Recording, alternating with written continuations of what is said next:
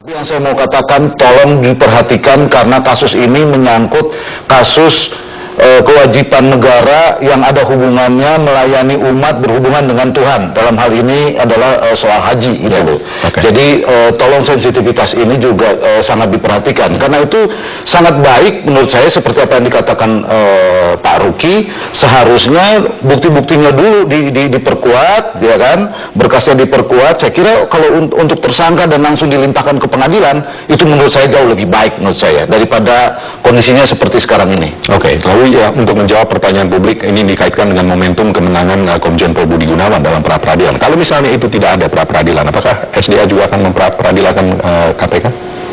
Memang diskusi soal pra-peradilan ini sebelum Budi Gunawan sudah kami diskusikan. Sudah didiskusikan? Sudah didiskusikan, tetapi memang pada waktu itu pertimbangan yang membuat kami harus menunggu adalah soal kondisi hakim-hakim kita yang begitu sangat takut sehingga proses-proses kreatif, ini menurut versi saya bahasanya, proses-proses kreatif untuk melakukan penemuan hukum dalam rangka mempersoalkan kesewenang-wenangan menurut versi kami dan pelanggaran hukum yang terjadi kemungkinannya kecil, tapi lewat apa yang dialami oleh Budi Gunawan dan kawan-kawan memperlihatkan bahwa ini momentum yang tepat juga untuk kita menguji dan mempersoalkan apa yang tadi saya jelaskan tadi. Oke, kaitan dengan hakim-hakim yang takut, kalau misalnya ada pra-peradilan tetapi hasilnya tidak seperti yang kita lihat bahwa ternyata Komjen Pol BG tidak dimenangkan dalam pra-peradilan, apakah SDA tetap juga akan mengajukan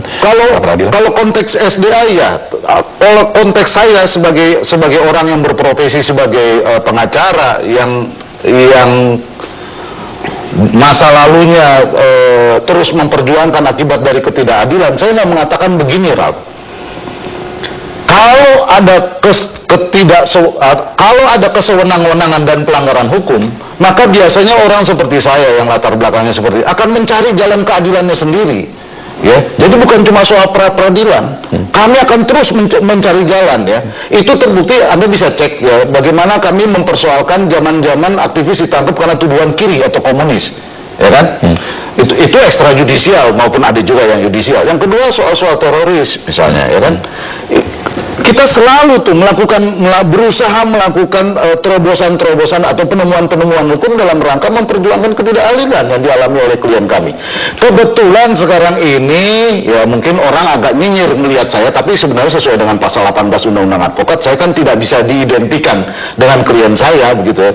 Kebetulan kasusnya kasus korupsi. Kebetulan. Tapi bagi saya kasus ini sangat penting karena menyangkut kewajiban negara melayani umatnya dalam soal hubungan dengan Tuhan, dalam hal ini soal haji. Ibadah haji. Okay. Saya berkepentingan supaya ini sungguh-sungguh benar lah, gitu ya. Oke, kita akan minta tanggapan juga dari Bung Refli sesaat lagi. Ya, break dulu. Kami lanjutkan. Setelah jeda, mari